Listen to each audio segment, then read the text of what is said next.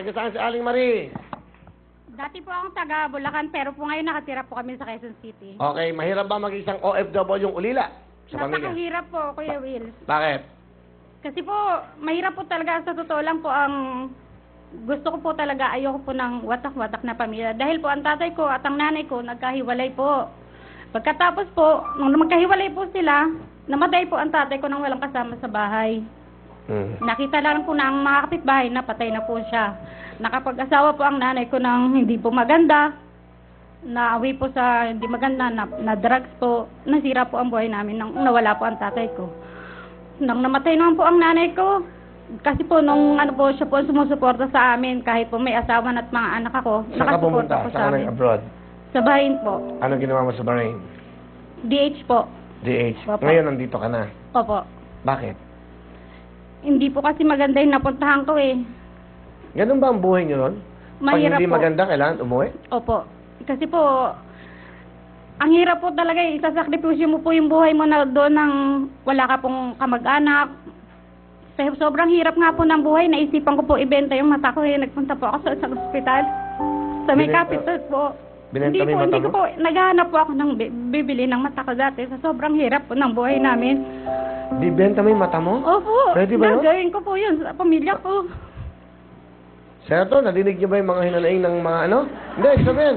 Hindi, kasi tinutulungan niyo yung mga OFW, pero this is a good thing na tiyempo naman, nandito kayo ngayon. Ang ganda ng mga ano, kasi tumutulong kayo sa OFW. Eto, hindi ko alam na may gano'n, nagbebenta ng mata. Ang alam kong gustong bumili yan, si Randy Santiago. Hindi, pero, hindi, pinapasaya lang kita, ha? Gusto ko lang sumaya ka, pero, hindi, seryosong bagay ito. Bili mo yung katawan mo, ibebenta mo para lang tulungan mo iyong mga kapatid. Ano nangyari? Wala po akong nakita ng donor eh. Hindi, kailangan, buti Kasi yung po, kidney mo, hindi mo kasi may mga ko na ganon. din po yan itong mga nakaraang araw dahil sobrang hirap po, hindi po kasi yung sahod ng asawa ko at tumutulong din, ganun din po ako tumutulong sa paghanap buhay sa asawa ko sa bahay.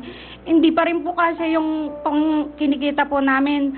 Bago po namin kainin, kailangan utangin muna po. Nung pong nakaraang linggo, yung pong pinsan ng asawa ko nagtatrabaho po sa veterans. Inalok po ako, sabi niya, Ate Marie, gusto mo bang benta yung kidney mo?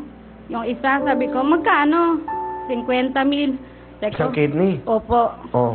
Tapos sabi ko, saglit lang, isipin ko muna, patataasin ko muna mga 100. Bibenta ko na. Hindi pa po nadagdag. Nandiyan pa yung kidney mo. Opo. Magkano mo binibenta ngayon? Hindi, para. Hindi, may porsyento ako dyan. Kasawawawi ka eh. Ito ha. 10% ako, gusto mo. So, 100,000 ang benta mo sa kidney. Yung ba kidney mo nakakatawa? I'm just kidding. Mga ganitong mabigat na buhay, dahil pinapasaya yan. Alam mo, may naging kaibigan akong ganyan. Hindi, nakakulong siya. Tapos nang sumulat siya sa akin, tulungan mo ako. Alam mo, ginawa? Una, binenta niya. Totoo yun, para matulungan yung pamilya. Una niyang binenta.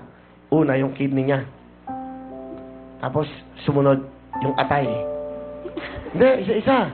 Sumunod, yung bituka. Hindi, hanggang ano mo, Senator, hanggang ngayon, nakawala na siya sa kulungan.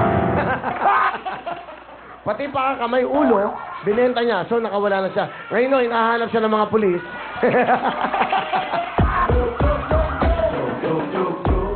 Masaya lang. Sino mga kasama mo? Ang dalawang anak ko po at ang kapatid ko po. Ay, yung dalawang anak mo. Kasi Opo. anak mo. Ay, yung pong laki pong naka-blue, tsaka po yung Ano gusto mo sabihin sa nanay mo? Ikaw? Magpapasalamat po ako sa kanya dahil napalaki niya po kami ng maayos at nagsakripisyo po siya para sa amin. At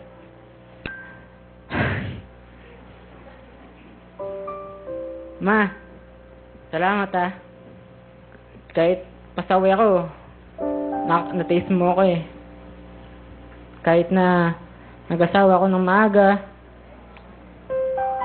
di ko po kayo iiwan. Dito lang po ako. Sino yung nasa gitna? Kapatid mo? Anong pangalan? Pakibigay mic sa kanya. Ano pangalan mo? Dennis po. Ano gusto mo sabihin sa kapatid mo na tinulungan ka bilang isang parang magulang nyo? Te, maraming salamat sa mga nagawa mo sa akin, te. Kahit na marami kong nagawa sa'yo ng pagkakamali ko, patawad pa rin ako, natulungan mo ako. andiyan ka pa rin sa tabi ko. Salamat, Tol. Sige. Ito yung bunso mo, anak? Pangalawa po. Pangalawa. Ano gusto mo sabihin sa nanay mo? Ma'am, maraming salamat po na palaki niyo po kami ng maayos. Tsaka po, Sige, okay lang ho. mahal na mahal ko po kayo.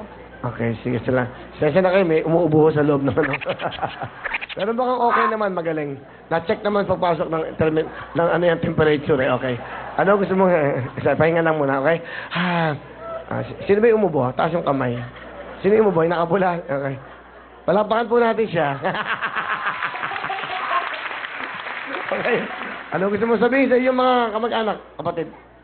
Tol, kahit wala na tayong magulang, nandito pa rin ako, hindi tayo maghiwalay kahit kailan.